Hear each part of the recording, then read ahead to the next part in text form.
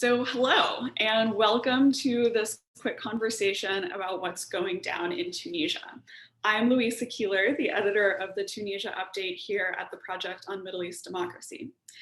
Tunisia is in a fresh political crisis. Earlier today, the head of government, Prime Minister Elias Fakhfeh, who came to power just 5 months ago, resigned after weeks of rising tension in parliament. Here to explain to us what happened and what may be next is analyst Mohamed Dhia Hammami, who follows Tunisian politics with a laser focus. Mohamed Dhia is with us today from Tunis. So to start off, give us some background. Who is now former Prime Minister Fakhfeh? How did he become Prime Minister? Who was in his government? Who wasn't in his government? Give us the basics. Okay, well, first of all, thank you for having me.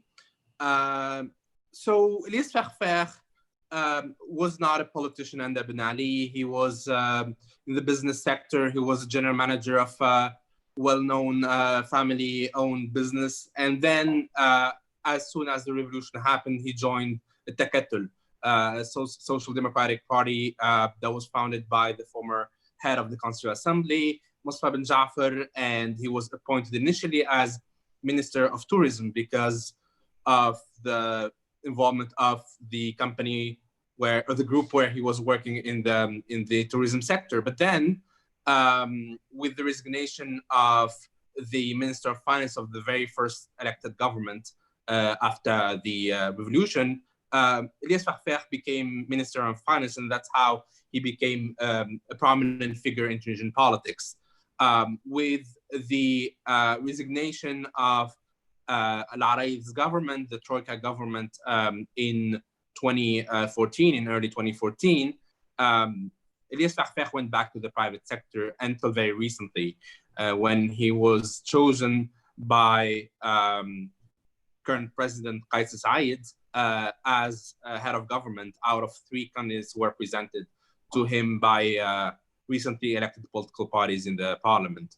So he's been head of government since February 2020.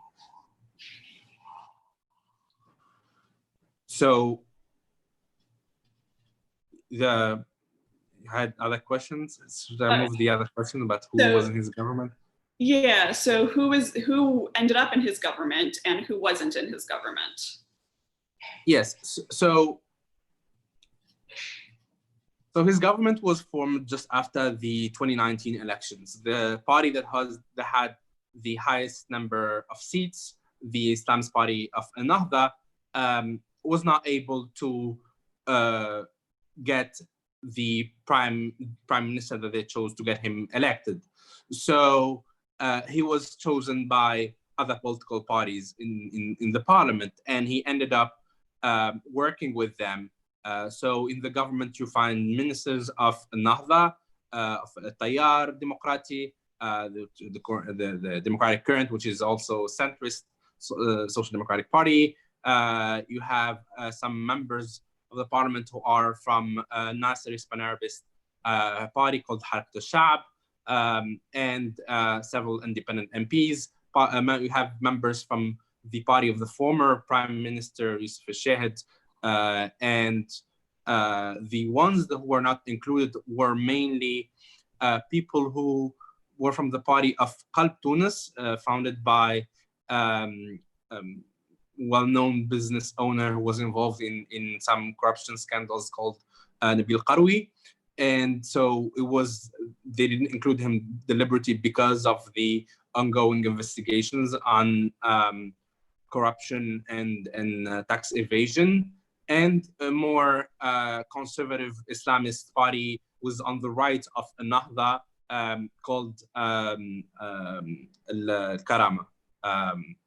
So these are the parties who were not included. When it comes to the profiles of individuals who were included in the government, we found a variety of profiles. We found people who were involved in politics since the 80s in the opposition, and were leading of political parties like Ennahda. For example, I'm mentioning Abdel Latif al-Makki, who was one of the competitors of Ghannouchi within Ennahda. But we find also technocrats who don't have any experience in politics, who are in the business sector, like the current Minister of Finance, who was in a consulting firm in France, and he's a good friend of Félix Farfer. So it's a pretty diverse government. It's not a purely technocratic government, and it's not a political government. It's not a purely political government because there are strategic positions in the government held by technocrats. But overall, we can say that the biggest characteristic of this government that it was very diverse, but at the same time it lacked ideological and political coherence.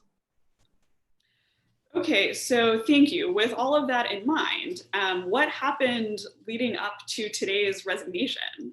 What's the nature of the crisis or crises that forced the Prime Minister out after such a short time in power?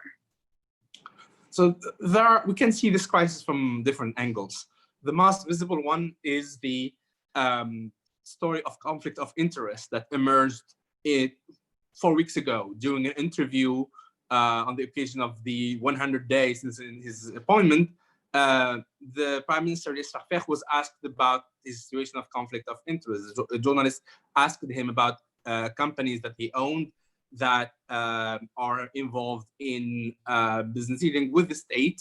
And so at that time, Elias Farfer diminished the importance of this situation of conflict of interest. But then there was a follow-up from independent MPs like Yassine Al-Ayari, who published on his Facebook page documents confirming the situation of conflict of interest.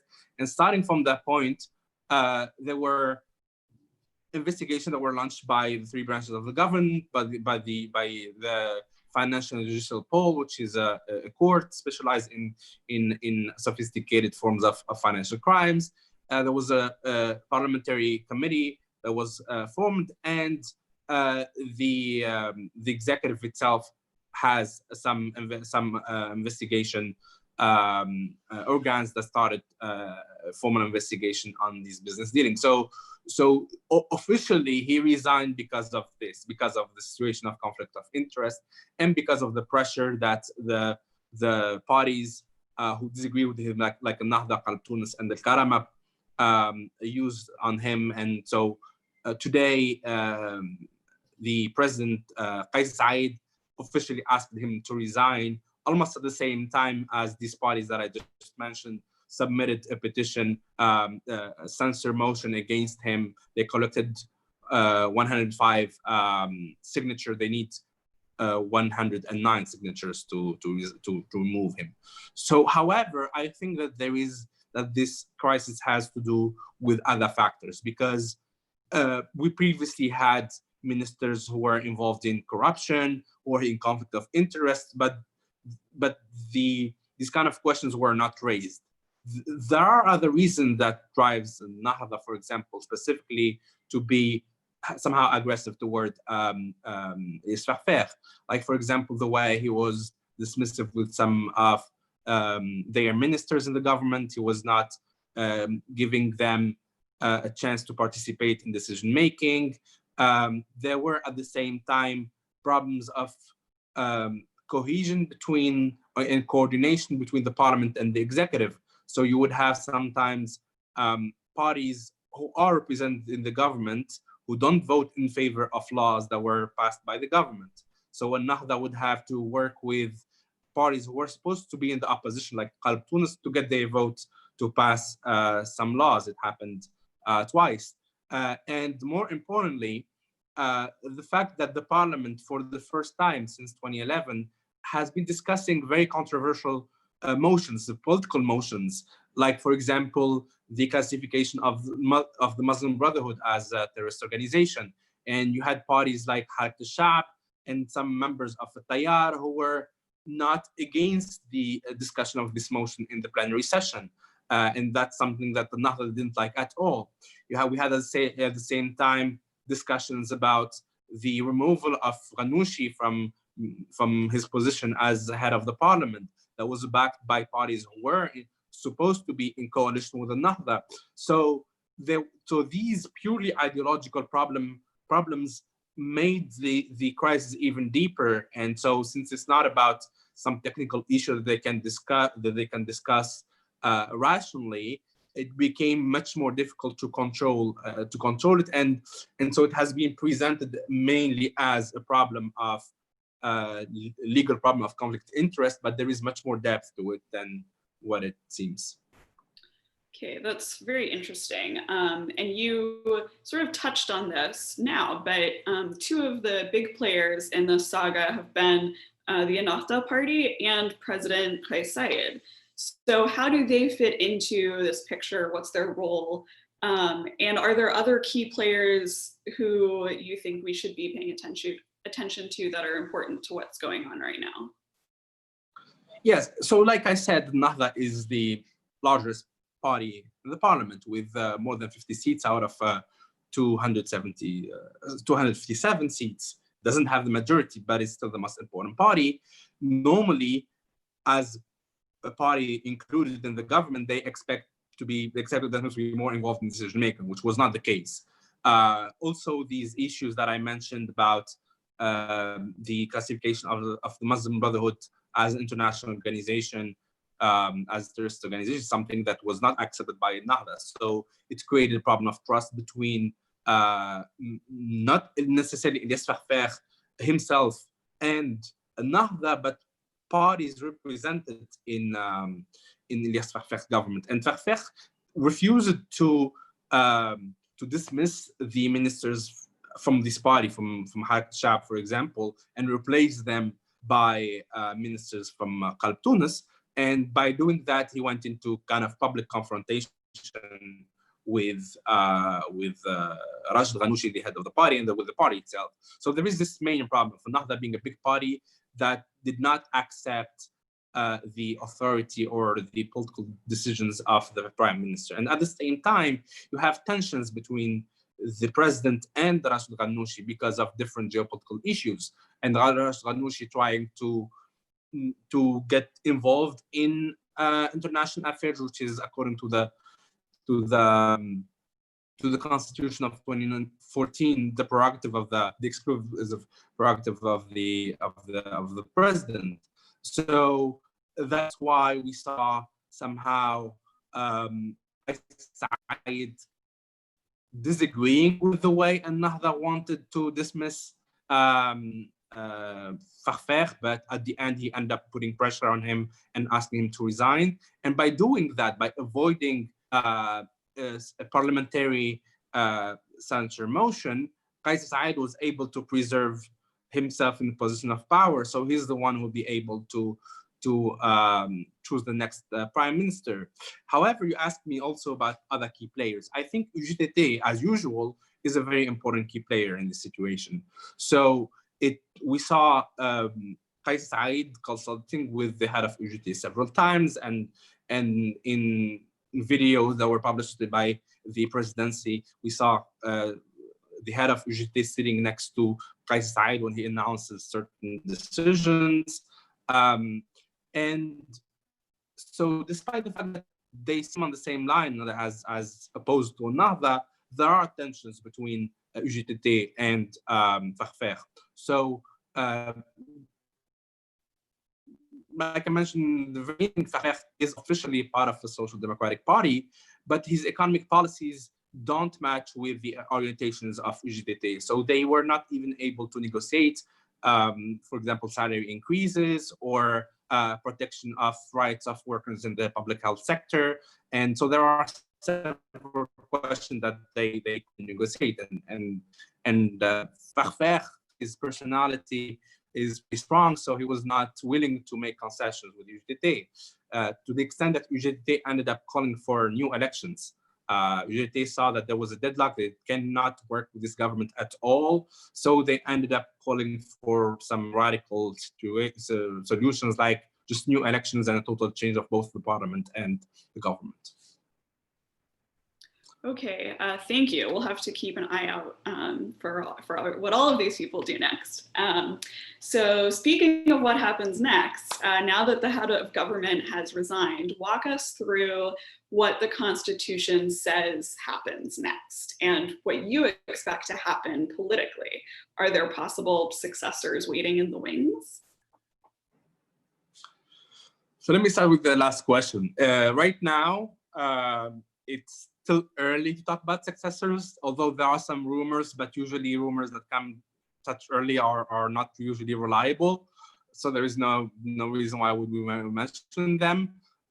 So I'll go directly to your question about what's going to happen next according to the Constitution. So according to the Constitution, like I mentioned, the president, Qais Said, is the one who is in charge of the designation of a potential prime minister who has to be approved by the parliament. This is according to the Article 98 of the Constitution. However, this article sent us to another article, the Article 89, according to which the parliament has to approve the decision of the president and confirm the appointment of the new prime minister chosen by the president. Otherwise, if they don't do that within a legally defined deadline, there is a risk of dissolution of the parliament and new elections. The problem, however, is that the resignation of Elias Fakhfakh came very early, only less than 5 months just then from his resignation. And according to the Constitution, the parliament cannot be dissolved within the 6 months that follow the approval of a new government. So we will see some legal discussions during the next few days and weeks about what's going to happen exactly. But what we should focus on is mainly Qais Said's decision, because he's the one who will have to choose the next prime minister. Okay, so we'll keep an eye out for that. But there's something else we should talk about, which is that this crisis is at the level of Tunisian elite politics, but we also see a lot of discontent at the popular level. Socioeconomic protests are on the rise, especially in Tunisia's interior. How can Tunisia address popular demands for socioeconomic justice and opportunity with this type of political instability at the national level? In a sense, among many, that these political games of musical chairs are irrelevant to the concerns of average people. Exactly. So we've been seeing recently a new wave of protests in the inter-regions and sit-ins, but only inter-region, even in Tunis. The most important one is the return of El Kamour sit-in and the potential blockage of the gas pipeline by protesters from the governorate of Tatooine, who are asking for more investment in their region and more in the economy. The issue, however, is that the political parties don't necessarily have in their mind a solution to these problems, because they are trying to manage the ongoing affairs, trying to find a way to mobilize resources for the budget, living day per day, year by year, instead of trying to prepare plans for the upcoming years and think in a more strategic long-run way. There is definitely a disconnection and a discontent from the political elite that we can see in opinion polls and in polling polls. Recently, last week, there was a poll that showed that more than 60% of Tunisians don't know for whom they're going to vote in the next elections. Next election will happen in almost 5 years, but still 60% is a very high percentage. And in the last elections, we already saw a decrease of the voter turnout in comparison with the, let's say, the 2011 elections. In the local level also, same thing, municipality, there is much more discontent. So we are seeing definitely a power crisis, a disconnection of political elite from the grassroots movement. Even the dialogue is not there, and that's what makes Tunisian politics right now very unpredictable. We can't see where things are going, and we are definitely in a situation of systematic crisis where both the economic model that have been adopted for years is no longer viable, and the elite is not ready to present something else. Okay, so for time for one more question. There's also a global pandemic and an ongoing economic crisis, like you mentioned, that Tunisia has been trying to address for years now. How might these latest political developments affect the country's approach to these challenges? And are there other issues that we should be concerned about as Tunisia weathers the coming months? So comparatively with other countries in the region and the Mediterranean, Tunisia has been doing well in terms of containment of the virus because of the strict measures that were taken early in March. However, recently, the government decided to start opening the border progressively, expecting tourists to come. However, people who are familiar with the Tunisian economy know that it's really difficult to expect the summer tourism season to be successful. How to explain that? There are some people who are mentioning the connection that the tourism sector has with the government. The Minister of Tourism himself is coming from the private sector. So here there's a question of prioritization of certain interests over the public health issues. So the government, to be more specific, the Minister of Health, who was just dismissed today after the resignation of the government and replaced by someone else, he said that the second wave is almost inevitable, and we should expect them in August, which is for me not as a result of a decision that was not taken rationally. The loss and of lives that we might have if we keep opening the borders after containing the virus might be not a great idea. So we'll see how things will go in the fall. Okay, well, thank you so much, Mohamed Dhia, for taking the time to talk and help us better understand what's going on in Tunisia these days. You can find Mohamed Dhia's excellent Tunisia insights on Twitter. His handle is @meddiah. And to follow upcoming developments, visit our website, www.pomed.org, and sign up for POMED's twice-weekly Tunisia update. Thank you, Mohamed Dhia, again, and thank you to everyone so much for watching.